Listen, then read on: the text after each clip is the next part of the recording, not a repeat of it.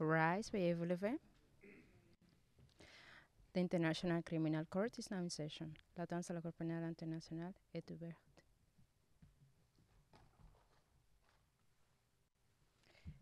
Please be seated. Veuillez vous asseoir.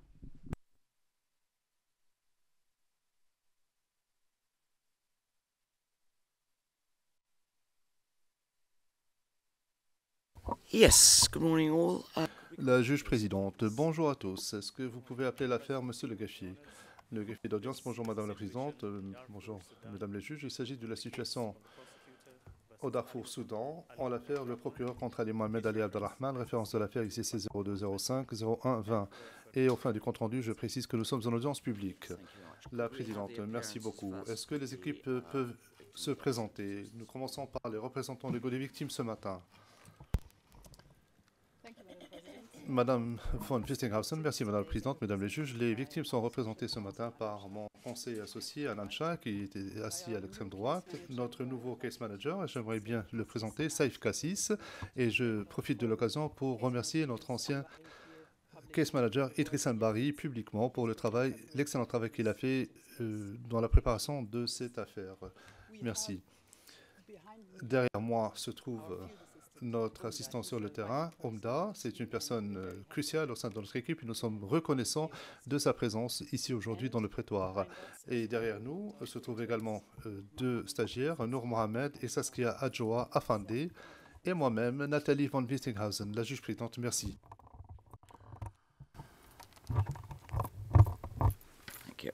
Yes, sorry. La juge présidente, merci. Merci, maître von Wistinghausen. La défense maintenant. Bonjour Madame la Présidente, bonjour Mesdames les juges, bonjour chers collègues. Aux côtés de Monsieur Ali Mohamed Ali Abdelrahman, présent dans la salle d'audience aujourd'hui, Madame Nour Wardani et Madame Marguerite Rémy, stagiaire dans l'équipe, Madame Eva Kalb, assistante en charge de l'analyse de la preuve, Madame Audrey Matteo, notre conseillère juridique, mon collègue Ian Edwards assiste à l'audience au travers de l'écran, à distance, et moi-même, Cyril Lauchi, conseil. Yes, La juge présidente, oui, avant que vous ne vous asseyez, maître Lauchi,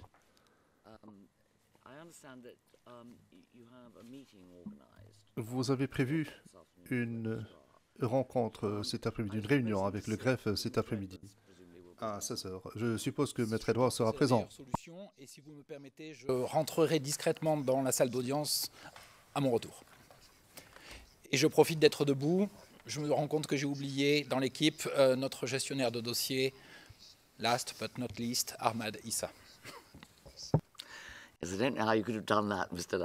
La juge présidente, je suis étonné que vous l'ayez fait. L'accusation maintenant. Monsieur Nichols, bonjour Madame la Présidente, Mesdames les juges, bonjour à tous. Julian Nichols, Claire Sabatini, Alison Whitford et Edouard Jérémy. Merci. La juge présidente, je vous remercie. Monsieur Nichols. Maître von Wistinghausen, vous avez la parole.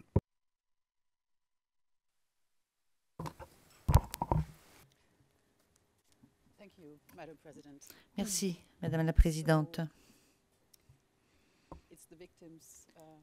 Donc, c'est le tour des victimes aujourd'hui. Et nous nous sommes efforcés d'introduire dans nos déclarations liminaires autant de propos que faire se peut qui émanent des victimes et non pas de nous. Et nous sommes extrêmement honorés et nous sentons très modestes en jouant ce rôle aujourd'hui. Alors, je suis ici aujourd'hui en tant que représentant légal commune des 600 personnes qui sont essentiellement de la communauté Four, à qui le statut de victime participante a été octroyé dans l'affaire contre M. Abdelrahman. Et je suis ici aujourd'hui devant vous, mais très malheureusement, l'histoire semble se répéter, car il est, pour dire le moins, éprouvant et épouvantable de constater qu'après quasiment 2 décennies après les événements qui sont au cœur de cette procédure, des crimes internationaux potentiels ont lieu au Darfour en ce moment. Les estimations qui sont en deçà de la vérité sont que des centaines de personnes ont une fois de plus perdu la vie au Darfour ainsi que dans le Soudan, et ce depuis donc que le conflit a éclaté le 15 avril 2023. D'après les dernières informations obtenues sur le portail des données du Haut Commissariat pour les réfugiés des Nations Unies, en date du 1er juin, quasiment 1,2 million de personnes ont été déplacées au Soudan suite au conflit actuel. Quelques 400 000 personnes se sont enfuies dans les pays avoisinants, à savoir au Tchad, au sud du Soudan, en République centrafricaine, en Égypte et en Éthiopie. Et parmi ces personnes qui ont essayé de se réfugier pour trouver une sécurité à l'étranger, se trouvent des réfugiés d'autres nationalités qui avaient été accueillis par le Soudan. Certaines de ces personnes ont dû donc rentrer dans les pays qu'elles avaient fui, et ce, dans des circonstances particulièrement difficiles. Nous trouvons des parallèles entre la situation qui prévaut à l'heure actuelle ainsi que la situation en 2003 et 2004. Une fois de plus, le conflit armé au Darfour a provoqué le décès de civils, le pillage et la destruction de foyers et des moyens d'existence, ainsi que le déplacement de dizaines de milliers de personnes au sein du Darfour et au-delà des frontières internationales. Mais il existe également des différences importantes, car comme je l'ai indiqué, le conflit actuel a des conséquences pour l'ensemble du Soudan. Les combats ont ébranlé la capitale soudanaise, à savoir Khartoum, ainsi que les villes d'Omdurman et de Bari, qui auparavant avaient été épargnées par les différents conflits qu'a subi le Soudan depuis son indépendance. Au Darfour, la violence s'est jusqu'à présent centrée sur des centres de population importantes, tels que Zalingei, la capitale de l'État du Darfour central, et El Geneina, la capitale de l'État du Darfour occidental, notamment les camps de personnes déplacées dans ces villes. Voici donc les zones qui sont encerclées sur la carte que vous pouvez voir maintenant sur l'écran, j'aurais dû le dire, la juge présidente. Et je suppose que cela peut être montré au public, Madame von Windinghausen. Oui, tout à fait, Madame la Présidente. Alors, il faut savoir que les combats n'ont pas encore dévasté les villages et les plus petites bourgades comme l'avait fait le conflit de 2003-2005. Nos clients qui vivent dans les camps pour les personnes déplacées de façon interne nous ont indiqué que l'insécurité générale prévaut et qu'ils ne peuvent pas quitter leur maison et qu'il y a très peu de nourriture et d'eau. La victime participante P5 devait, comme vous le savez certainement, comparaître devant vous en personne cette semaine. Malheureusement, P5 et ses enfants ne sont pas en mesure de quitter l'endroit où elles habitent dans le camp de personnes déplacées, et encore moins se lancer dans un long voyage jusqu'au siège de la Cour. Lorsque nous lui avons parlé, elle a expliqué, et je cite, « Nous n'avons pas d'eau du fait de la situation sécuritaire. Pour ce qui est de l'alimentation, la situation est extrêmement difficile. Les prix sont très, très élevés. Il est difficile de se déplacer entre les différentes localités. Il n'y a pas de travail pour les personnes qui veulent travailler pour gagner de l'argent pour acheter de la nourriture. Il n'y a pas de médicaments dans les hôpitaux. Les forces d'appui rapide et les janjaouides contrôlent à l'heure actuelle la zone. La vie est très difficile, très chère. Il est extrêmement difficile de partir d'ici. Les conditions sont véritablement extrêmement difficiles. Je n'ai aucun espoir. » Fin de la citation. Une autre victime participante, et je l'appellerai Ahmed, ce n'est pas son véritable nom, une personne déplacée qui visitait la zone de Bindissi et s'est trouvée piégée dans cette zone lorsque le conflit a éclaté, nous a dit ce qui suit lorsque nous l'avons appelé par téléphone le 5 mai. Merci de nous demander comment nous allons, et merci de vous occuper de nous. Pour ce qui s'agit de ce que vous pouvez faire, bien sûr que vous devez continuer le travail que vous avez déjà commencé dans l'affaire Ali Kouchaïb. Et cela est extrêmement important pour nous. J'ai juste un message à transmettre. La situation à Bindissi est extrêmement difficile, notamment pour les femmes enceintes. La situation catastrophique et les conditions de vie aggrave la situation des femmes enceintes et risque de faire augmenter le nombre de décès parmi ces femmes, notamment celles qui ont besoin de soins spéciaux pour pouvoir accoucher. Elles doivent quitter Bindisi pour bénéficier de soins médicaux, mais du fait de la situation sécuritaire, elles ne sont pas en mesure de le faire. J'étais à l'hôpital et j'ai vu à quel point la situation était précaire. Il y a beaucoup de problèmes. Nous prions tout simplement pour que notre situation s'améliore. Fin de la citation. Le dernier contact direct que nous avons eu avec Ahmed a eu lieu le 21 mai et en dépit de tentatives régulières, malheureusement, nous n'avons pas été en mesure de lui parler à nouveau au cours des 2 dernières semaines et nous avons essayé de le faire la nuit dernière. La victime participante P4 vit dans le même camp pour personnes déplacées avec sa famille depuis 2004. Il devait également comparaître devant vous, mesdames les juges. Nous avons parlé à plusieurs reprises à P4 depuis que le conflit actuel a éclaté. Notamment, nous lui avons parlé vendredi dernier. Il a expliqué qu'il lui serait difficile et dangereux de quitter le camp de personnes déplacées pour venir jusqu'au siège de la Cour. Il a dit, et je cite, « Il y a trop d'insécurité au niveau de la région frontalière. Les Janjaweed écument la zone et il y a de vastes mouvements de déplacement dans la région. » Fin de la situation. Les victimes participantes P4 et P5 ont toutes les deux exprimé un souhait fervent, car elles veulent comparaître devant vous lorsque elles pourront, en toute sécurité, quitter le Darfour. En leur nom et d'ailleurs au nom de toutes les victimes participantes, nous vous remercions, mesdames les juges, pour la souplesse dont vous avez fait preuve pour qu'elles puissent venir ici devant la chambre de première instance en personne ou par d'autres moyens. Les victimes participantes qui vivent comme des réfugiés ou qui ont été réinstallées à l'extérieur du Soudan sont en sécurité, bien entendu, mais elles vivent dans l'angoisse et l'inquiétude permanente lorsqu'elles pensent aux êtres qui leur sont proches, qui sont restés au Soudan. Le témoin victime qui a le double statut, le P129, qui habite dans un autre pays en Afrique, nous a informé de ce qui suit dans un message enregistré, je cite. Notre peuple, les membres de notre famille qui se trouvent au Darfour et au Soudan souffrent véritablement depuis que la guerre a éclaté entre l'armée et la force d'appui rapide. Beaucoup de personnes ont été tuées et les forces d'appui spéciales dans les zones urbaines, sur des motos, des chameaux, à dos de cheval, volent les gens et leur prennent tout ce qu'ils ont. Fin de la citation. Une autre victime ayant un statut double, P584, qui réside à l'extérieur de l'Afrique, nous a informé, je cite à nouveau, « Je suis en pleine crise psychologique. C'est beaucoup trop pour moi. Chaque fois qu'on m'appelle du Soudan, je m'attends à recevoir de mauvaises nouvelles. J'espère qu'il, et il fait référence à sa mère, son père et ses sœurs, seront en sécurité. » Fin de la citation.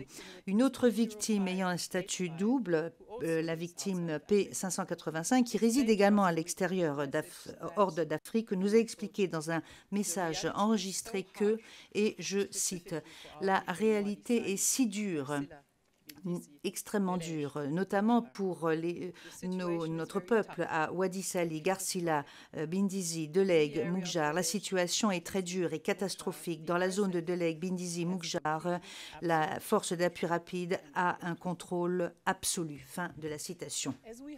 Nous l'avons entendu de la part des témoins venus lors de la présentation des moyens à charge.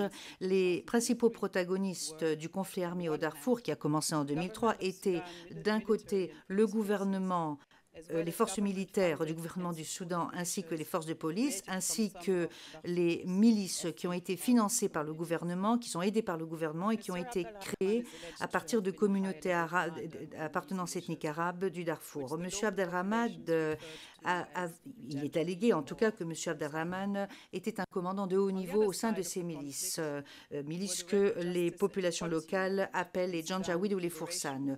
Dans l'autre camp, de l'autre côté, pour ce conflit, il y avait donc les le mouvement de justice et d'égalité, le mouvement rebelle, le JEM, ainsi que le mouvement armé de libération du Soudan, le SLA/M, dont les membres viennent de communautés darfouries non arabes, essentiellement les Four, Zagawa et Massali. Le conflit actuel au Soudan oppose les pouvoirs qui sont au gouvernement, à savoir le gouvernement, l'armée du gouvernement du Soudan d'un côté, dirigée par le général Abdel Fattah Burhan, et par ailleurs, nous avons les forces d'appui rapide paramilitaires, ou le RSF, dirigées par le général Mohamed Hamdan Dagalo, que l'on connaît également sous le nom de Hemeti. Ces deux personnes étaient des alliés de l'ancien président al-Bashir.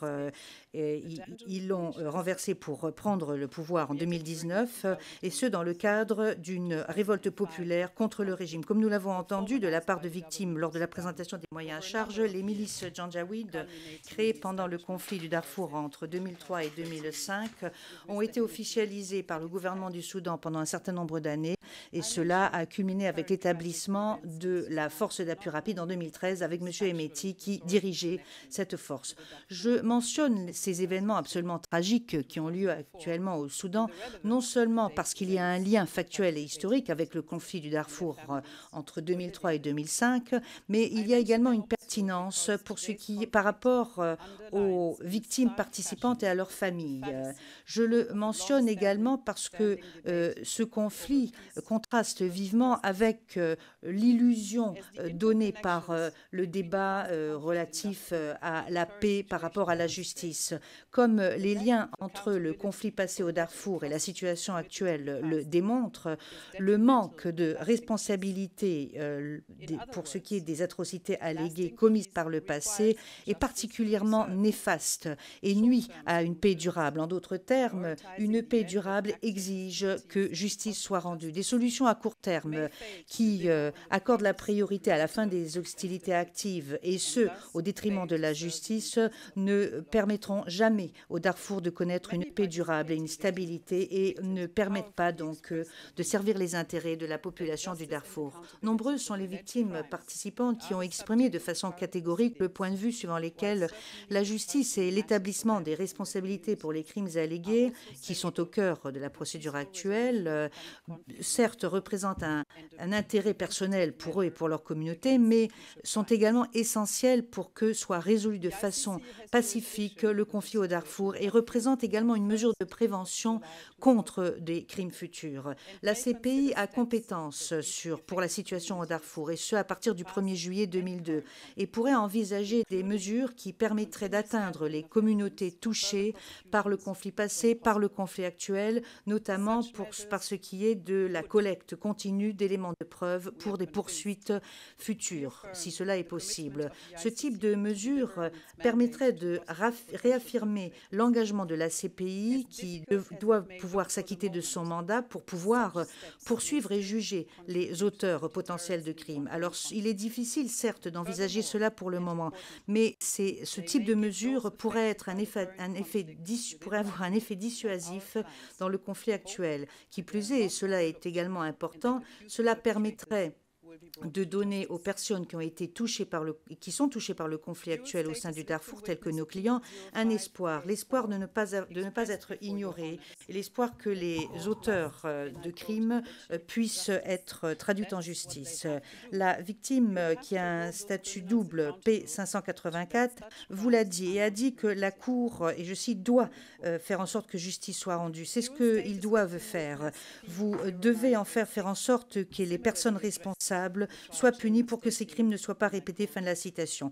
Une autre victime ayant un double statut, le P986, a de même indiqué à la Chambre de première instance, a déclaré, et je cite, « Ce que j'attends de cette Cour, j'attends que justice soit rendue et que les dirigeants du régime puissent être traduits en justice de façon juste. » Et cela permettrait de mettre un terme à la guerre et au conflit au Darfour. Alors je comprends tout à fait, mesdames les juges, que mon rôle se limite à la représentation des victimes participantes pendant ce procès, et il s'agit de la responsabilité qui est reprochée à M. Abdelrahman pour les crimes de guerre allégués et les crimes contre l'humanité, essentiellement centrés contre la population Darfour dans le village, dans l'État du Darfour occidental, dans les villages de Kodoum et de Bindisi en août 2003, dans et autour des villes de Délègue et Moukjar du mois de février au mois d'avril 2004. Toutefois, pour les raisons que je viens d'énoncer, il est absolument impossible de parler de nos clients et je dirais également de m'adresser aux juges, à la communauté internationale et au public pour qu'ils puissent comprendre la situation actuelle sans mentionner la situation actuelle dans laquelle se trouvent ces personnes et son lien avec le premier conflit du Darfour. Alors malheureusement, ce n'est pas une exagération que de dire que cette procédure représente le seul progrès substantiel et crédible, qu'il s'agisse de l'arène nationale ou de l'arène internationale, pour ce qui est de la poursuite de personnes alléguées d'être responsables des crimes commis lors du conflit 2003 à 2005. Comme cela a été mis en exergue dans le rapport du témoin expert, monsieur le professeur Alex Deval, ce premier conflit au Darfour a provoqué des morts, et ce directement suite au combat, ainsi que suite à la famine et aux maladies, mort de quelques 170 000 personnes. La violence sexuelle à l'encontre des femmes et des filles qui se retrouvent dans les charges correspondant aux crimes commis à Bindisi le 15 et le 16 août 2003 représente également une caractéristique généralisée du premier conflit au Darfour, d'après la recherche du professeur Deval. L'impact de longue durée et l'impact fondamental du conflit de 2003 à 2005 est sans aucun doute le déplacement massif et à long terme de la population civile, et ce, suite à la destruction de leur village. Et cela, nous le voyons dans la procédure et dans les charges émanant des attaques en août 2023 contre Kodoum et contre Bindisi, mais également lors des événements non couverts par les charges qui ont précédé la détention, la torture et l'exécution alléguée d'hommes civils fourrs dans Moukjar et Délègue et dans les environs de ces deux localités au début de l'année 2024. Conformément à ce qui a été indiqué dans le rapport de l'expert, entre le mois d'avril 2003 et le mois de janvier 2005, plus de 2 millions de personnes au Darfour ont été contraintes de se déplacer, avec des centaines de milliers de personnes qui se sont enfuies au Tchad en tant que réfugiés, les autres étant des personnes déplacées en interne dans des camps disséminés au Darfour. La violence, la destruction, le déplacement qui ciblait la population du Darfour n'a jamais cessé, avec des dizaines de milliers de civils qui sont devenus réfugiés ou personnes déplacées internes pendant les années qui ont abouti au conflit interne actuel. Le titre du rapport du mois d'octobre 2009 du groupe de haut niveau de l'Union africaine sur le Darfour a versé au dossier la déclaration qui a été versé au dossier plutôt, indique quelle est la situation de ce conflit qui ne se termine jamais, qui est intitulé le Darfour, la quête pour la paix, la justice et la réconciliation, quête qui n'a toujours pas été concrétisée. Alors, il faut savoir que la procédure actuelle se cible à juste titre sur les actes et le comportement allégué de M. Abdelrahman eu égard aux 31 chefs confirmés de crimes de guerre et de crimes contre l'humanité. Mais il est tout à fait approprié que la Cour et vous, mesdames les juges, ainsi que la communauté internationale, prennent connaissance de la dimension plus importante, de la résonance et de l'importance de cette procédure compte tenu du contexte que je viens d'aborder. Car c'est une dynamique qui pèse lourdement dans l'esprit des victimes participantes. La victime témoin ayant le double statut P877 est venue témoigner devant vous il y a 11 mois, a enregistré et envoyé le message suivant en avril, et je cite: « Nous espérons pouvoir vous retrouver lors d'une bonne période. J'espère que le Soudan pourra bénéficier de règles démocratiques. » Après que la guerre actuelle a éclaté à Khartoum, la situation s'est empirée. Les mouvements des Janjaweed et des forces d'appui rapides, l'augmentation des prix fait que nous succombons et que nous nous trouvons dans un état où les lois ne sont plus respectées. Les prix des biens de consommation de base ont déjà augmenté de façon extraordinaire, ce qui fait que le sort des personnes pauvres est absolument catastrophique. La très mauvaise mauvaise nouvelle que vous avez certainement pu suivre est que le 26 avril 2023, les auteurs des atrocités du Darfour, accusés par la CPI, se sont évadés de la prison ou ont été libérés de la prison de Kobar, notamment Omar al-Bashir, Ahmad Haroun et Abdourahim Hussein. Nous ne savons pas où ils vont aller. Nous ne savons pas s'ils vont fuir le pays, s'ils vont se cacher parmi d'autres personnalités militaires ou dans les hôpitaux ou dans leur village d'origine ou dans les villes.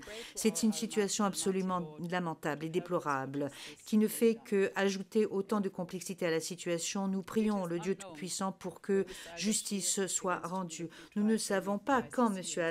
al-Bashir, contre qui la chambre préliminaire de la CPI avait délivré des mandats d'arrêt pour génocide et pour autres crimes allégués au Darfour entre 2003 et 2008, ainsi que M. Haroun et M.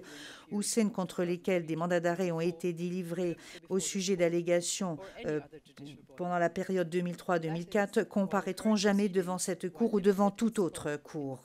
C'est pour cela que la procédure actuelle, même si son envergure est limitée dans le contexte de la compétence de la Cour par rapport à la situation de Darfour, représente un testament important et concret pour ce qui est de l'engagement de la communauté internationale vis-à-vis de la paix et de la justice. Et au nom des 600 victimes participantes et au nom de la communauté du Darfour, nous espérons véritablement toutefois que cette affaire ne sera pas la seule affaire de progrès et de justice pour ce qui est des crimes internationaux passés et actuels au Darfour.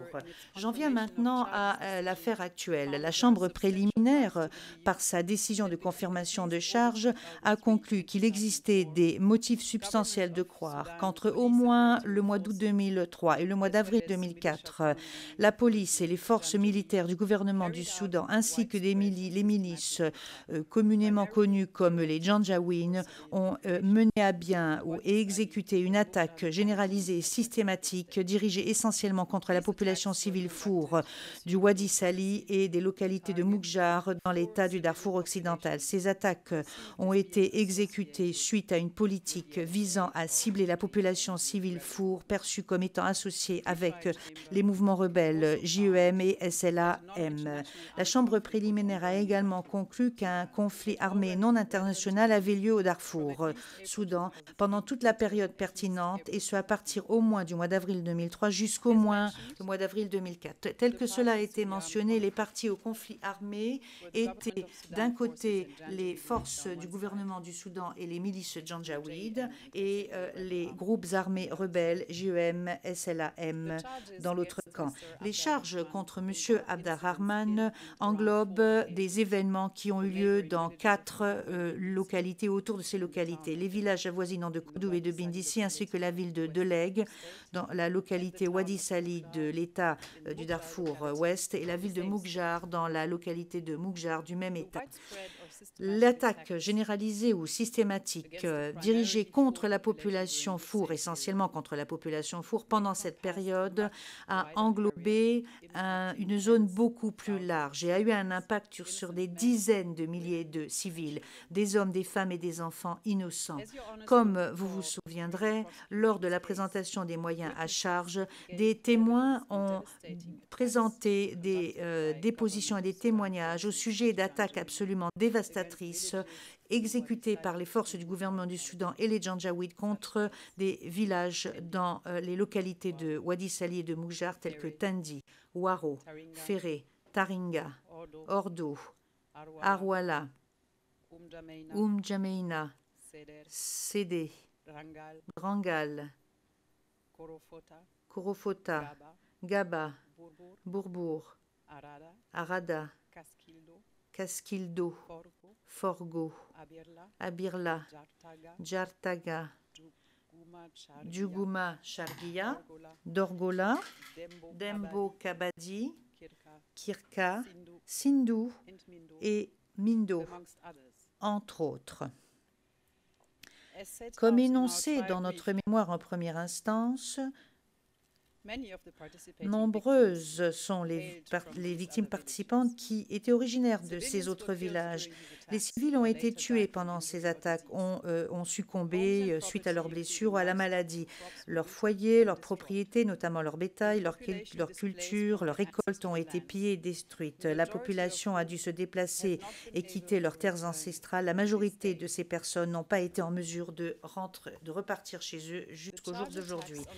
Les attaques couvertes par les charges contre Kodum le 15 août 2003 et Bindisi le 15 et 16 août 2003 s'inscrivent absolument dans le schéma d'attaques qui ont eu lieu pendant cette période, comme les témoins à charge l'ont indiqué. Ces attaques contre ces deux villages ont eu lieu et s'inscrivaient dans une attaque continue et dévastatrice exécutée par les forces du gouvernement du Soudan et les Janjaweed, et ce essentiellement à l'encontre des populations civiles Four dans la zone entre Moukjar et Bindisi, notamment dans les villages tels que Nirli, Tiro, Merli et Seder. Il est allégué qu'à Kodum, Bindisi et dans les zones immédiatement environnantes, les Janjaweed et les forces du gouvernement du Soudan ont dirigé de façon indiscriminatoire et ont exécuté plusieurs actes de violence contre la population civile, et cela s'est soldé par des décès, des blessures et la destruction.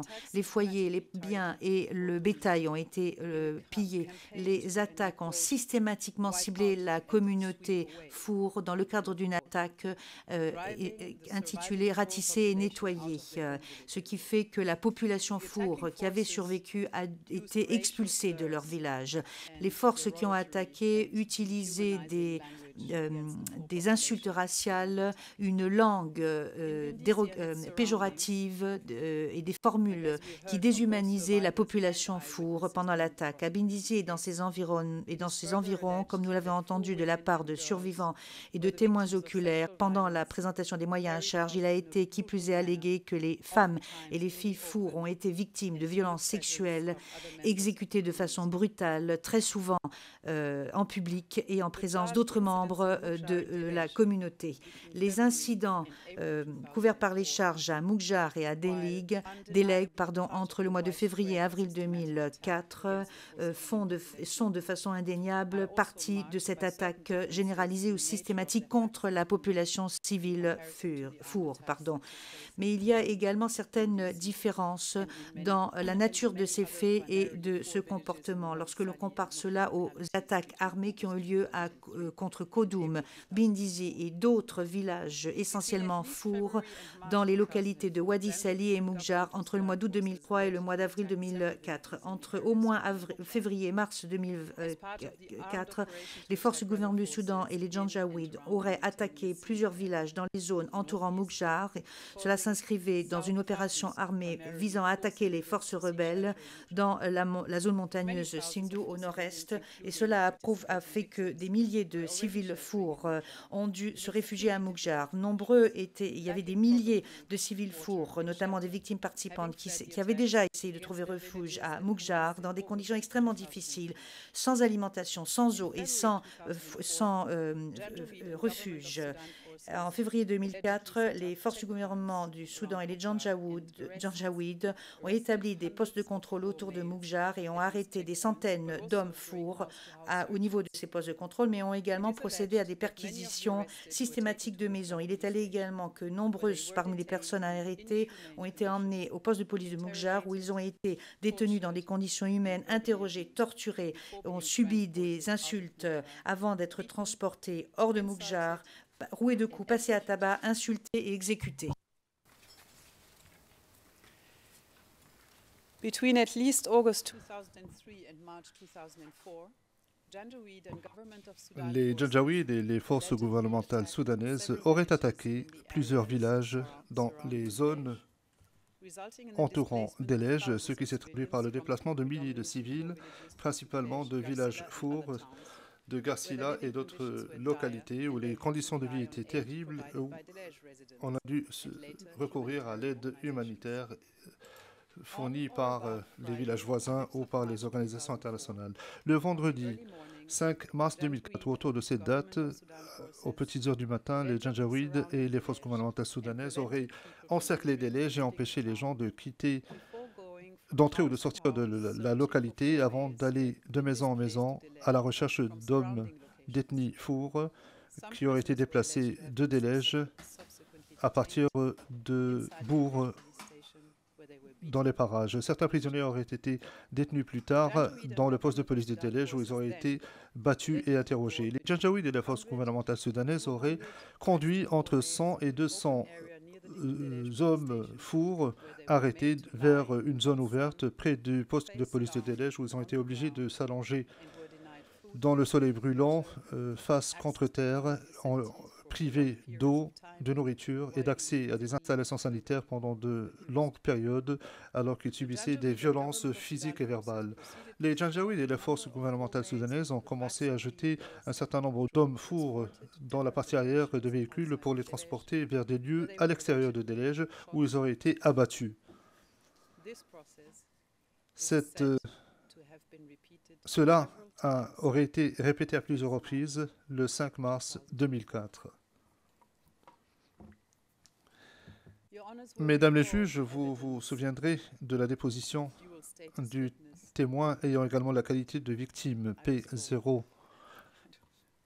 Oui, on me fait signe, dit Maître von Westinghausen. Je m'excuse auprès des interprètes, je vais ralentir.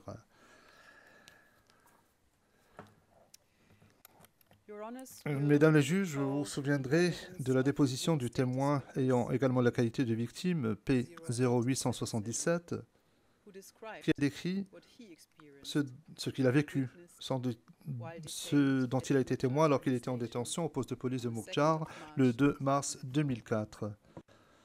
Journée qu'il qualifie de, et je cite, « pire journée de sa vie ». Fin de citation. Cela, en dépit du fait qu'il a survécu à une attaque dévastatrice sur son village natal moins d'une semaine auparavant, et le fait qu'il soit devenu personne déplacée à ce jour. Le P877 explique, et je cite, « Moi-même et ma famille, ce que nous avons vécu avant le 2 mars était moins grave, parce que, voyez-vous, oui, on nous a pris notre argent, d'autres personnes ont été tuées, nous avons dû fuir Mukjar, nous recherchions la protection du gouvernement. Toutefois, après cela, le gouvernement et les Janjaweed ont commencé à tuer tout le monde. Et nous étions complètement impuissants. Et c'est pourquoi, jusqu'à ce jour, je me rappelle de cette journée comme étant la pire journée de ma vie et de la vie de l'ensemble de la région. Fin de citation.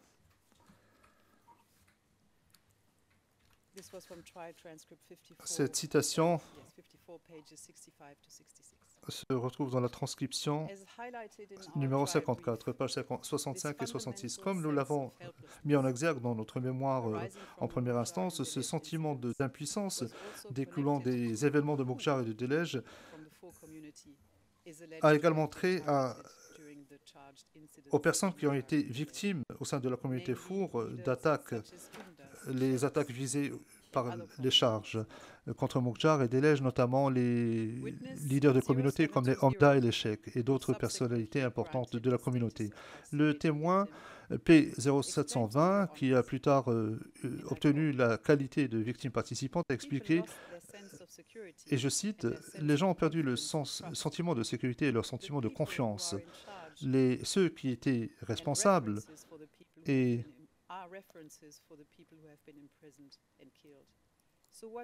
ceux qui représentaient donc les personnes qui ont été emprisonnées et tuées, que pensez-vous qu'il adviendra des personnes ordinaires?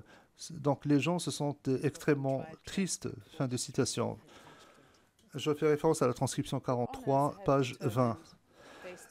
Mesdames les juges, vous avez déterminé sur la base d'une évaluation préliminaire que 600 des personnes qui ont jusqu'à présent déposé des demandes afin de participer en qualité de victimes à la procédure ont subi des préjudices découlant des crimes qui auraient été commis à Kodum, Bendissi, Mukjar et Délège autour de ces bourgs. Selon la jurisprudence de la Cour, le préjudice peut être physique, comme les effets de la torture ou de la violence sexuelle, ou découlant du fait d'avoir à fuir chez soi. Le préjudice peut être psychologique, c'est-à-dire qu'il peut y avoir un impact mental sur la victime ou du fait d'un préjudice subi par un proche ou du fait d'avoir été témoin de crimes commis à l'encontre d'autres membres de la communauté ou encore un préjudice matériel comme la destruction, la perte ou le vol de biens. Il convient de rappeler que les victimes participantes que nous avons consultées ont de la difficulté à comprendre et à assimiler cela, étant donné qu'il existe un cadre juridique de la CPI, que le procureur a des choix qui s'offrent à lui et eu égard à la décision de la chambre préliminaire, la participation des victimes est limitée à la portée des charges confirmées à l'encontre de l'accusé. Cela signifie que la reconnaissance en droit détermine quelles voix seront entendues ou représentées dans la salle d'audience et quelles voix ne le seront pas. Cette sélection juridique et parfois également pragmatique des charges est néanmoins une sélection qui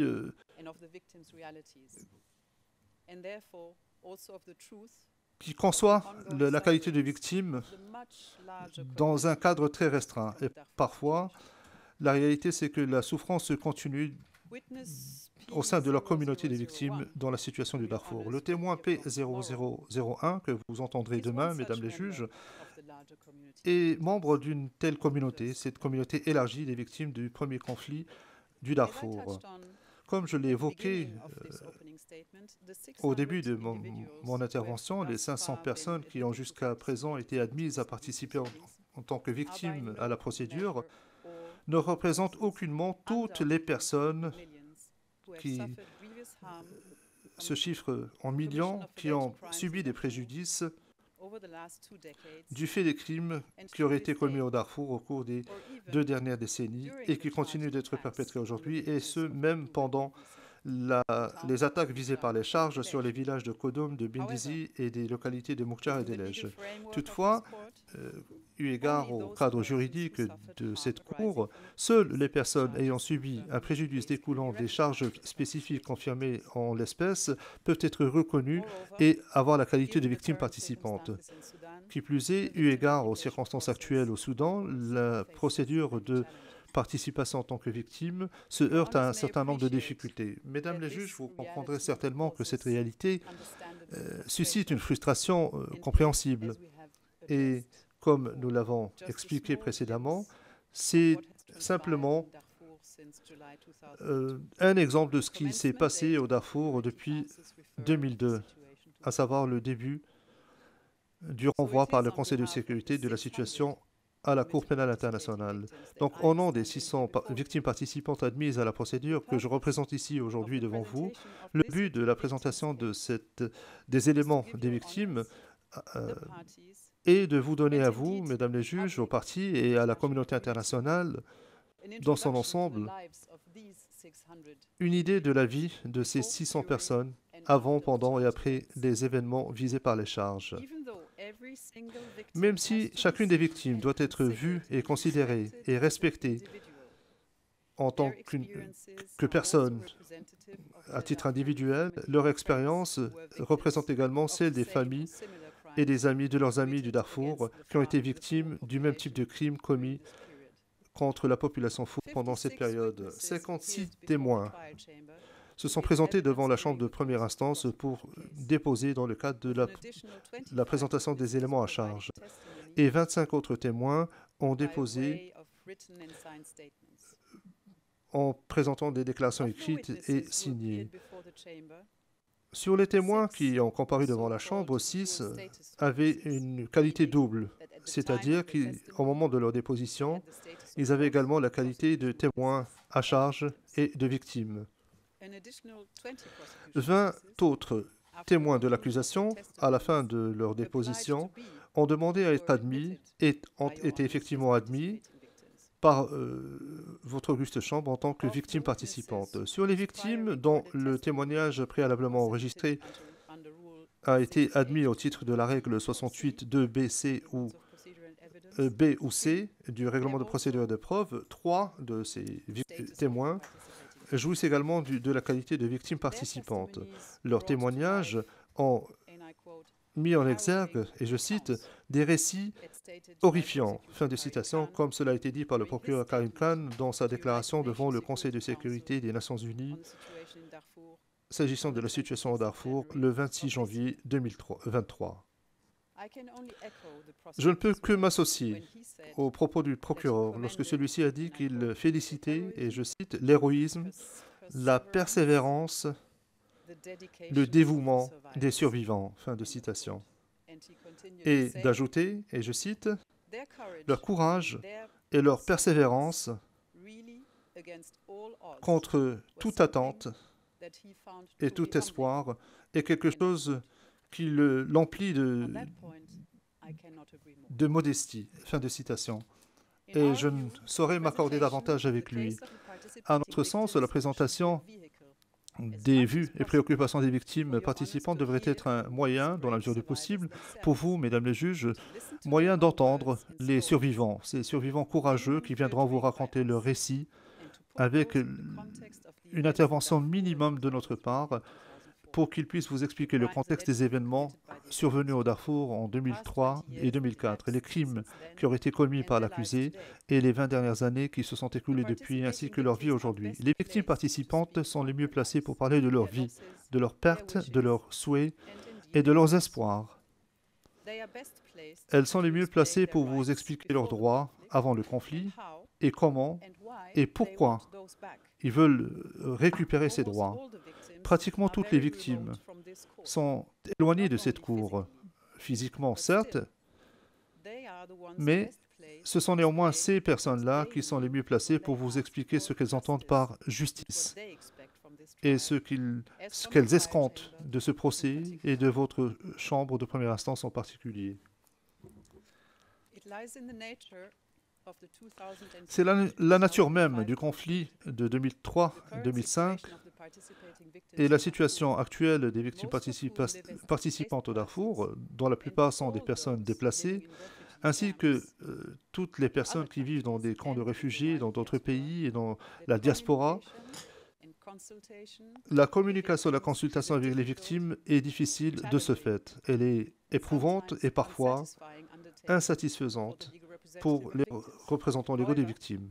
Cependant, nous avons fait de notre mieux pour collecter les points de vue et les vues et les préoccupations des victimes participantes dans la mesure du possible, au moyen de consultations, en essayant d'obtenir des communications enregistrées par audio-vidéo, que nous avons essayé de refléter dans notre mémoire en première instance. Mais au cours des prochains jours, dans cette salle d'audience, vous entendrez des victimes participantes vous raconter tout cela. Il est important de comprendre que tous les efforts déployés ne pourront que donner un aperçu, un survol de la réalité physique et mentale de tout un chacun qui a été représenté par nous. Et nous ne sommes que, dans le meilleur des cas, que les interprètes de leurs intentions. Et sur ce, je passe la parole à mon conseiller associé, Maître Shah.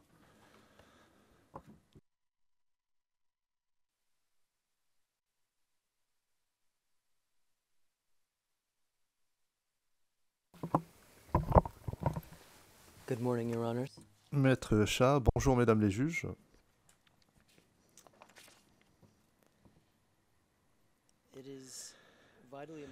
Il est essentiel, à notre sens, que vous compreniez, mesdames les juges, qui sont les victimes participantes, qui elles étaient en 2003 et 2004, et qui elles sont aujourd'hui, en 2023. Il convient de rappeler brièvement, de nous rappeler brièvement l'histoire et la culture du peuple Four du Darfour. Le témoin expert, le professeur Deval, a dit dans le cadre de sa déposition quelles étaient les principales caractéristiques de la société Four à travers l'histoire. Et je cite, les Four Ce que ces communautés ont en commun, c'est la langue four, une tradition marquée par l'affection, une affection particulière pour un ensemble de valeurs associées au sultanat historique de Darfour, un attachement très fort à la terre, un sentiment selon lequel l'identité est intimement liée au contrôle de la terre. Cela ne signifie pas qu'ils veulent contrôler à l'exclusion des autres la terre. Ils ont une longue tradition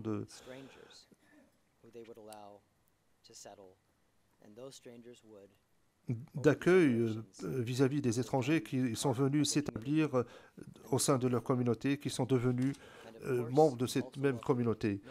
Ils ont également accueilli historiquement les nomades. Donc il s'agit d'un ensemble de valeurs qui, en plus de la culture de la langue, et une affinité pour le passé historique. Fin des citations. La majorité des membres de la communauté Four, notamment dans la région de Wadi Saleh et dans les localités de Moukjar, sont maintenant déplacés dans l'ensemble du pays, mais dans les pays avoisinants ainsi que dans la diaspora. Et de ce fait, leurs traditions et leurs pratiques se sont ressenties de cela. Lors d'un appel vidéo avec une victime participante survenu le 13 mars 2023, une victime nous a dit ceci. La vie est très dure aujourd'hui. Elle est le contraire de ce qu'elle était autrefois. Avant la guerre, nous avions une vie normale. Nous travaillions, nous faisions de l'agriculture, nous avions du bétail, nos enfants fréquentaient l'école et nous célébrions des cérémonies avec nos voisins. Mais aujourd'hui, la vie est devenue très difficile. Nous sommes des réfugiés et nous avons tout perdu. Nos traditions ont été dilapidées. Fin de citation. Le témoin P0643, dans le cadre de sa déposition devant cette chambre, a donné son point de vue sur la manière dont le conflit et le lendemain ou les conséquences du conflit ont influencé la perception des jeunes générations Four par rapport à cette tradition d'accueil. Il a dit, et je cite, « De par leur nature, les Four sont pacifiques. Ce sont des paysans, ce sont les habitants du Darfour. Bien que tous ceux qui habitent au Darfour sont les habitants du Darfour, mais ce sont les habitants originaux du Darfour. Le Darfour, c'est leur terre. Ce sont des gens bien, ce sont des gens accueillants. Ils accueillent tout invité qui vient s'établir dans leur terre, sur leur terre. C'est comme ça qu'ils étaient autrefois. Ils étaient de bonne disposition. Mais aujourd'hui, nous avons perdu cette nature que nous avions. Nous n'avons plus les mêmes qualités. La jeune génération n'a plus les mêmes qualités que leurs parents lorsqu'il s'agit d'accueillir l'autre ou d'accepter l'autre parce qu'ils croient que ce fut une grave erreur commise par leurs aînés que d'accueillir tous les autres. Parce qu'au final, ils ont subi des préjudices causés par les gens qu'ils avaient accueillis. La nouvelle génération est entièrement différente de l'ancienne génération. C'est ce qu'a dit le témoin dans la transcription 57 aux pages 59 à 60. S'agissant des activités agricoles et des moyens de subsistance, et nous avons beaucoup entendu parler de cela lors de la déposition des témoins à charge, un témoin qui a plus tard été admis en tant que victime participante a décrit la situation générale qui prévalait dans les villages entre et autour de Bendissi et Moukjar de la manière suivante.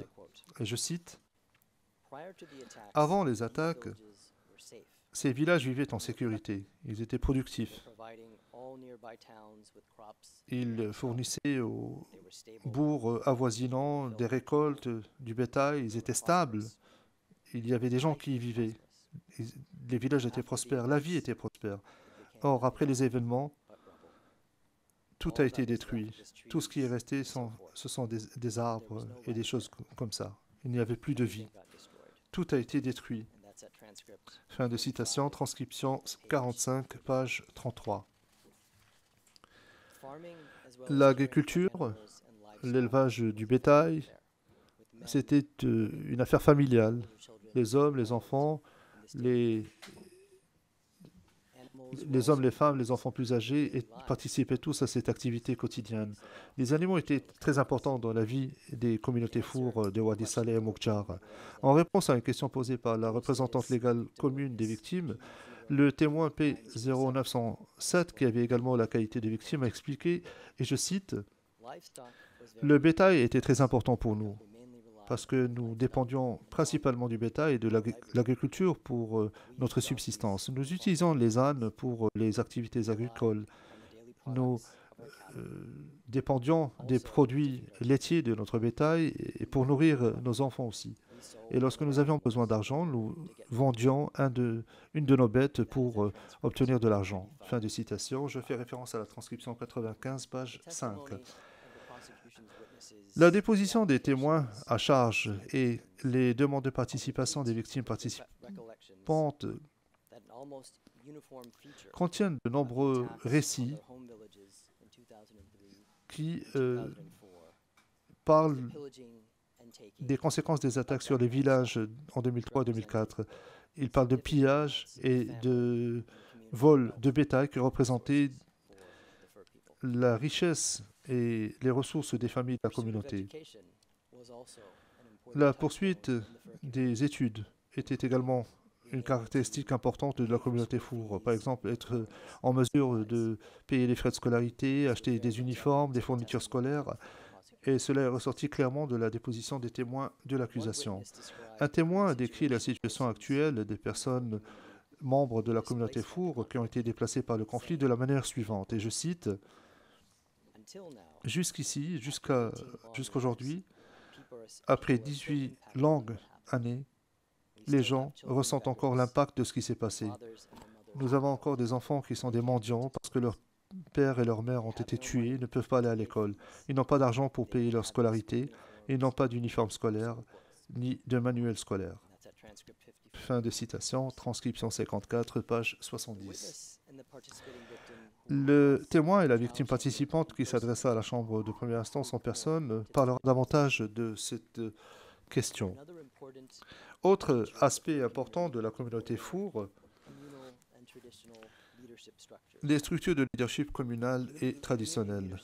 Le leadership communautaire à l'échelon local était organisé suivant 3 hiérarchies principales. Les cheikhs, au niveau du village, ensuite les omdas, responsables de plusieurs villages, et enfin les chartei ou les chartaï, autorités communautaires régionales. Les chefs communautaires étaient généralement respectés. Ils étaient des sources de conseils, de diffusion d'informations, d'organisation, de règlement des différends, de prise de décision, notamment en période de crise pour la communauté Four. Le témoin P0877, qui a également la qualité de victime, a expliqué dans le cadre de sa déposition devant vous, et je cite, « Dans notre communauté, les chefs de communauté, à commencer par les chartaï et après cela à un niveau inférieur, les omdas et les cheikhs, jouaient un rôle social pour ce qui est de régler les différends entre tribus ou intra-tribus. Ils réglaient sur une base hebdomadaire les conflits familiaux. Ils ordonnaient aux gens de prendre des mesures précises. S'il devait y avoir des mesures collectives, par exemple la construction de maisons, eh bien ce sont eux qui les ordonnaient. Ils participaient aussi aux questions religieuses et aux questions sociales. Fin de citation. Transcription 54, page 59-60. L'importance des chefs de communauté dans la cohésion et le fonctionnement de la société Four, y compris pour ce qui est de la sensibilité et le sentiment de sûreté qu'ils incarnaient, est illustré par les témoignages de témoins qui ont parlé de l'impact des attaques contre les chefs des communautés Four pendant le conflit, y compris s'agissant des événements visés par les charges et autour de Delej et Moukjar au début de 2004. À titre d'exemple, le témoin P0907, qui a également la qualité de victime, a décrit les effets en cascade découlant du meurtre des chefs de communauté Four. Je cite, « L'impact était intense, parce qu'ils étaient les chefs de nos communautés. nos chefs. Ils assuraient la gestion de nos affaires, ils prenaient soin de nous d'une façon efficace. Leur perte a eu un impact sur la communauté. Parce que c'est en quelque sorte l'effet domino. Une fois que ça commence, tout est affecté par cela. Lorsque débute cet effet domino, les choses deviennent chaotiques. Si vous avez un chef, par exemple, un chef communautaire, un des notables, eh bien, il pourrait s'adresser aux autorités gouvernementales pour demander du financement pour les écoles, les hôpitaux. Mais dès que cette personne meurt, eh bien, c'est toute la société qui en souffre parce que nous n'avons plus personne pour s'occuper de nous. Fin de citation, transcription 95, pages 10 et 11.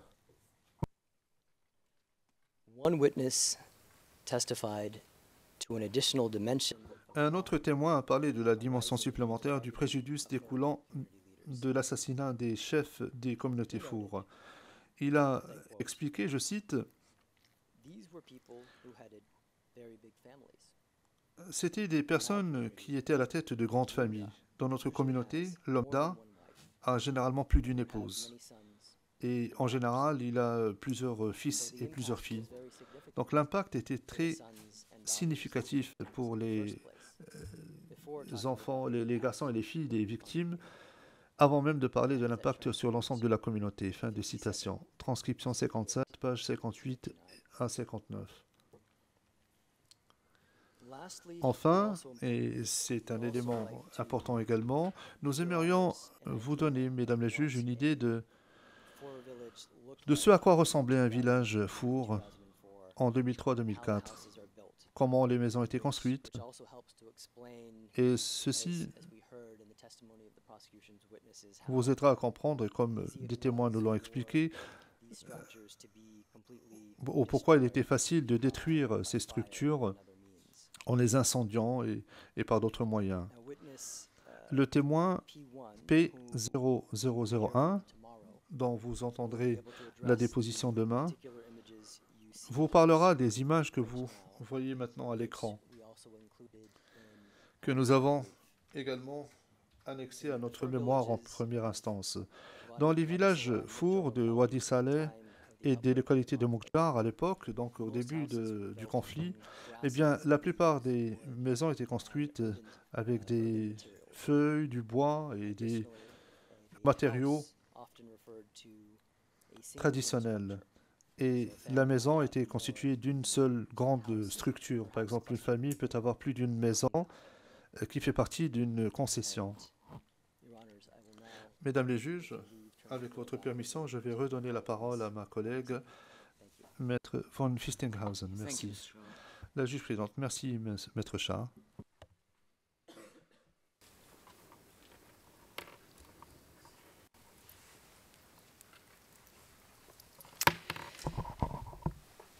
Yes, Your Honours, I would like to Maître von Fistinghausen, mesdames les juges, je voudrais maintenant aborder quelques statistiques.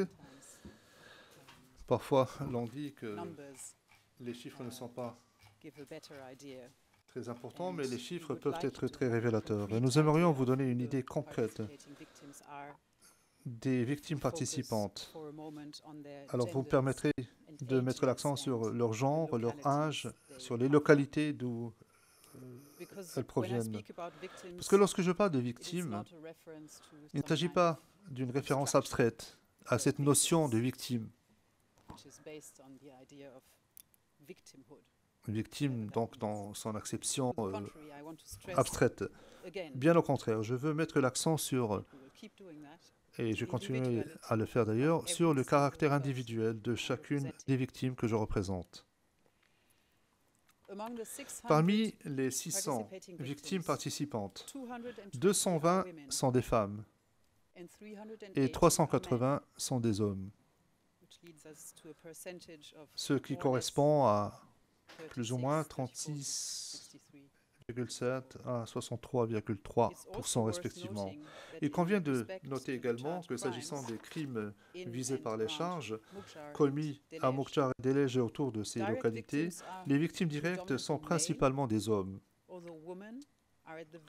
même si les victimes sont à tout le moins des victimes indirectes des mêmes événements. As one victim said to us, Comme nous l'a and I confié quote, une des victimes, I et je became a cite, widow. « Je suis devenue veuve and my children, et mes enfants became sont orphans. devenus des orphelins. End of quote. » Fin de citation.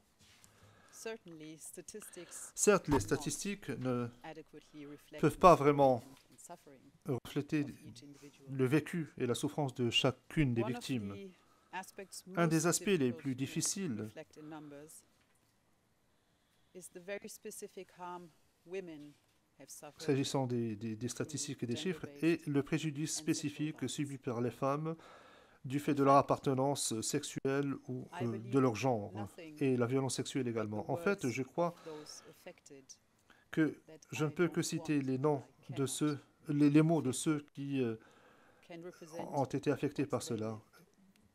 Je ne peux pas I filtrer will therefore leurs share with propos. your honors Je excerpts me permets of their simplement accounts de in their vous victims' faire part applications d'extraits de leurs regarding récits these events.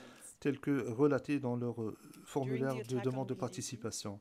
Lors de which l'attaque is the à only Bindisi, charged incident qui est le seul for which such événement crimes have been visé par les alleged in charges these où proceedings, des crimes 8 auraient été female commis victims dans le cadre de cette reported procédure, being 8 raped. victimes some femmes cases, ont dit avoir été multiple violées, times. dans certains cas à plusieurs reprises.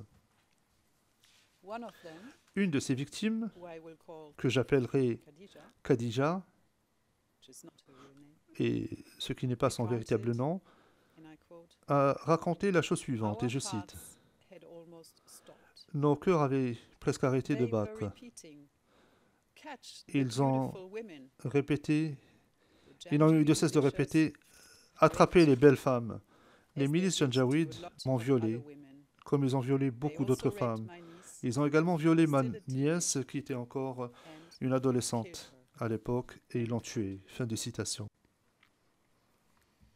Neither can the numbers fully Les chiffres ne reflect the peuvent pas non suffering plus of pregnant women. refléter fidèlement la souffrance des femmes enceintes et celles qui One s'occupent victim, who I refer to as Aisha, de bébés.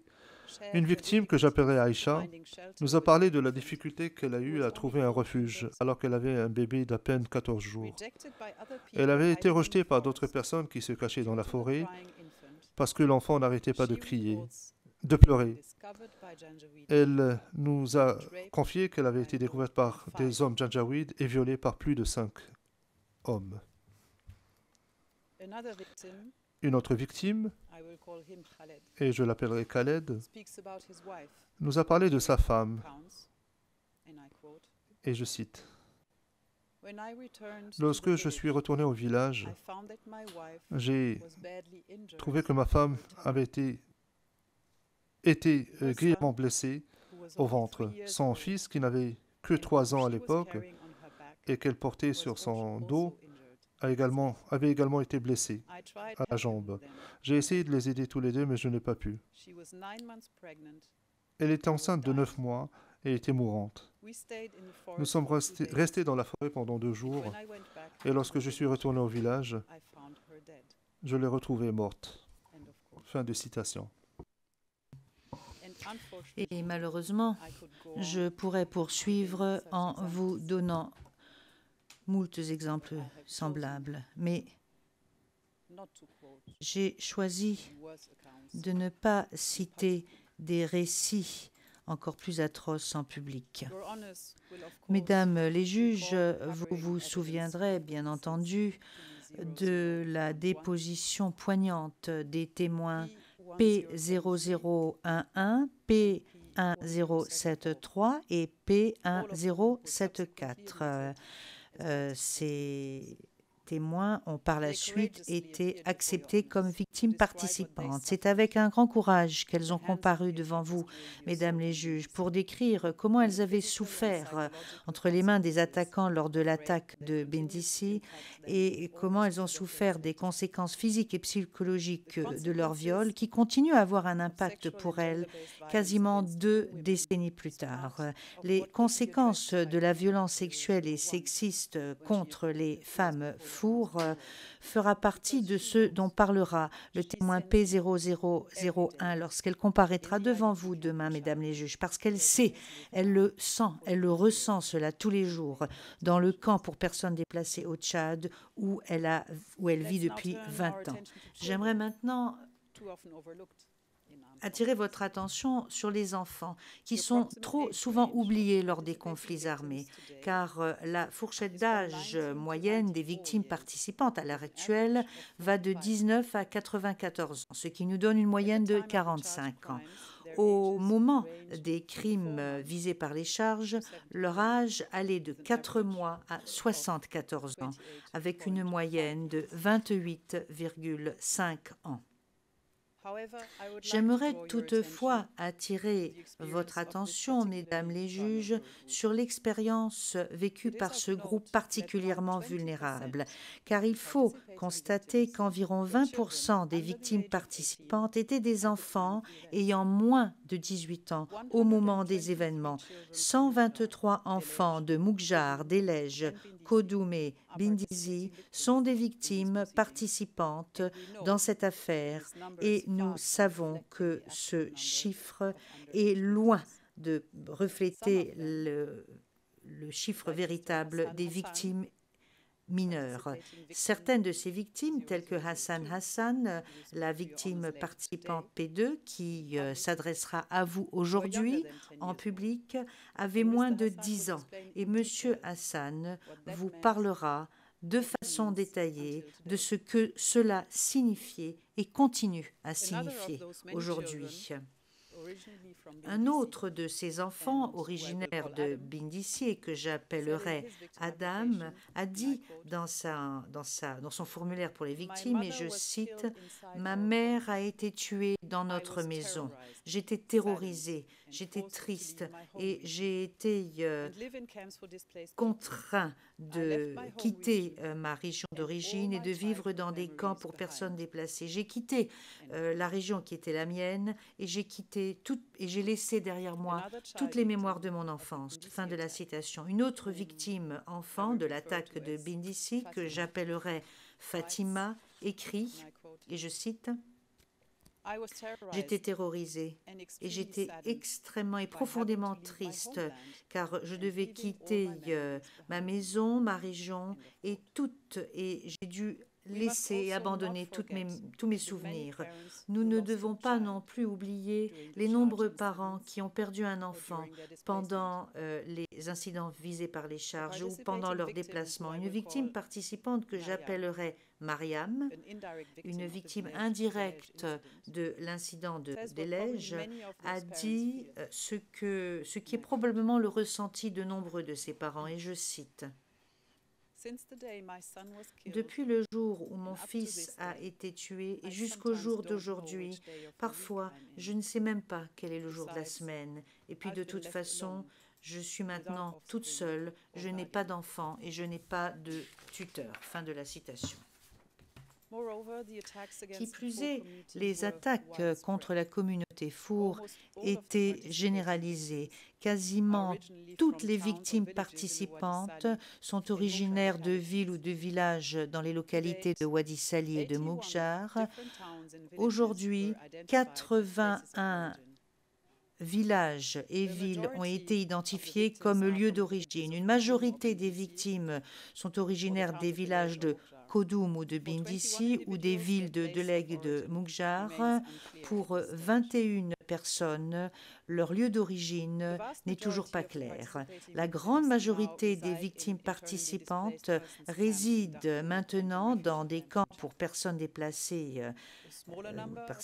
internes, dans des camps qui se trouvent au Darfour et dans des camps de réfugiés au Tchad. Un petit nombre de victimes participantes vivent dans d'autres villes du Darfour ou ailleurs au Soudan, notamment à Khartoum. Les autres victimes participantes vivent dans d'autres régions du monde, essentiellement comme réfugiés, notamment en Égypte, au Ghana, au Royaume-Uni, au Canada, aux Pays-Bas, en Suède, en France ainsi qu'en Israël.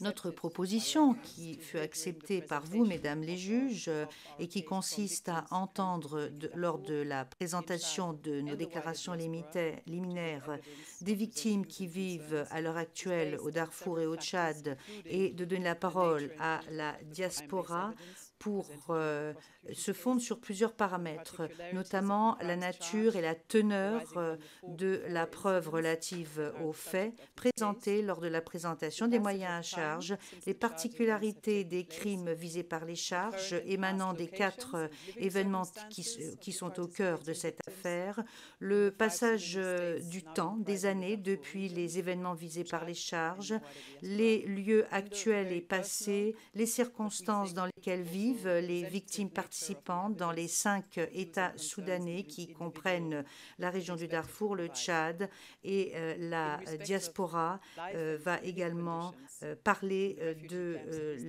présenter ses points de vue à ce sujet. Car il faut savoir qu'il y a je pense par exemple aux conditions de vie dans les camps de réfugiés dans l'est du Tchad, l'impact à long terme de ces personnes qui ont maintenant passé quasiment 20 ans de leur vie, certains sont même nés là-bas, la victime P0001 et la victime P0003 vous parleront de leur expérience et elles sont les mieux placées pour parler de leur expérience, de l'expérience de leur père et de s'exprimer de façon aussi libre que possible ici. Pour ce qui est de ce que cela signifie que de quitter votre pays d'origine, d'arriver dans un autre continent, d'y demander l'asile et de l'impact que cela a pour vous et pour votre famille, impact à long terme, nous entendrons la victime P002 cet après-midi. Eu égard aux victimes qui sont toujours au Darfour, notre objectif a malheureusement été battu en brèche par le conflit armé actuel au Soudan. Donc au début de cette déclaration liminaire, j'ai indiqué que très malheureusement, mais nous le comprenons, mais très tristement, 2 des victimes participantes qui avaient accepté de faire ce long voyage pour venir se présenter ici en personne devant vous depuis le Darfour pour partager leur point de vue et leurs préoccupations, à savoir les victimes P0004 et P0005, sont maintenant confinées dans leur foyer, dans les camps pour personnes déplacées et revivent les mêmes craintes qu'il y a 2 décennies, ne sont pas en mesure de se déplacer et se trouvent dans une situation très précaire. Mais nous n'avons pas abandonné tout espoir que la situation pourrait s'améliorer à court terme au Soudan, et nous espérons pouvoir les faire comparaître devant vous en personne, car c'est un moment extrêmement capital qu'elles attendent depuis très longtemps. Alors, bien entendu, j'ai abordé certains aspects des préjudices pour les victimes participantes, pour leurs familles et pour l'ensemble de la communauté Four qui émane des incidents visés par les charges. J'aimerais mettre en exergue pour vous, mesdames les juges, et pour le public, de façon un peu plus structurée, comment ces événements ont eu un impact sur les vies et l'avenir de nos clients. Nous avons notre mémoire en première instance qui, bien entendu, énonce les différents aspects des préjudices pour ces victimes participantes.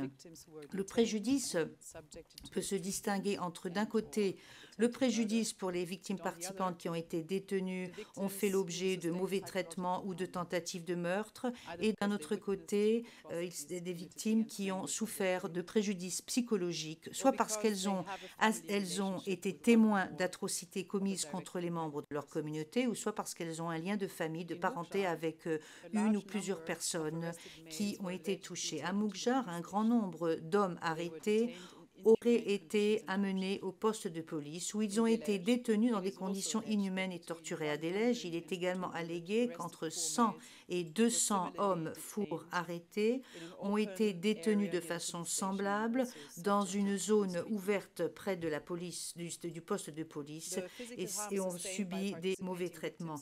Le préjudice physique souffert par les victimes participantes dans ce contexte vont de blessures légères à des préjudices corporels graves et irréversibles, cela étant le résultat de cruauté et d'humanité. À Moukjar, outre le fait de se trouver dans des cellules bondées sans accès aux toilettes, dans des températures étouffantes, les victimes participantes ont été rouées de coups, passées à tabac, fouettées, torturées, mutilées et on leur a tiré dessus. Un nombre de victimes participantes ont décrit avoir été torturées avec un fer chaud ou avec un conteneur en plastique qui avait été auquel on avait mis le feu et qui a fondu sur leur dos. Une victime participante que j'appellerai Ahmed déclare dans son formulaire pour les victimes, et je cite: La cellule était bondée, elle était sombre et il faisait très très chaud. On ne pouvait pas se déplacer, il n'y avait pas de toilette.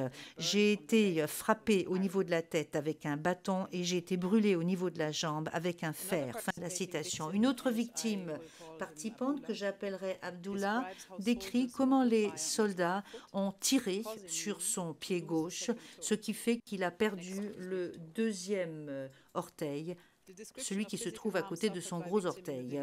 La description des préjudices physiques subis par les victimes de l'incident de Deleg est tout aussi épouvantable. Une victime participante, que j'appellerai Youssef, a décrit comment il a été passé à tabac et torturé et comment l'un des Janjaouides lui a mis un doigt dans son œil droit, ce qui fait qu'il a perdu la vision au niveau de cet œil et qu'il continue à souffrir de cela aujourd'hui.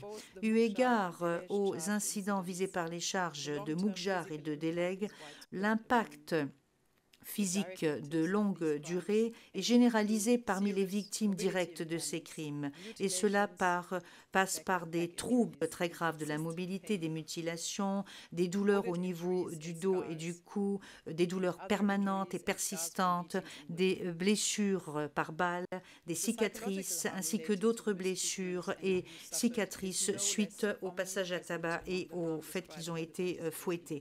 Le préjudice psychologique relatif subi à la suite des mauvais traitements et des sévices est tout aussi omniprésent parmi les victimes participantes. Elles souffrent toutes en général d'anxiété, de dépression, de détresse, de troubles alimentaires, de troubles du sommeil, la plupart n'ayant jamais reçu de soutien psychologique ou de consultation ou de conseil. Nous ne devons pas faire oublier les victimes indirectes de ces événements, ainsi que les membres de la communauté Four qui ont assisté à certains de ces crimes allégués. Nombreuses sont les victimes qui ont un statut double, tel que le P0720, P0994 et P0955. On souffre de préjudices psychologiques parce qu'elles ont été témoins directs d'atrocités commises contre les membres de leur communauté ou parce qu'elles ont un lien de parenté avec une ou plusieurs personnes détenues.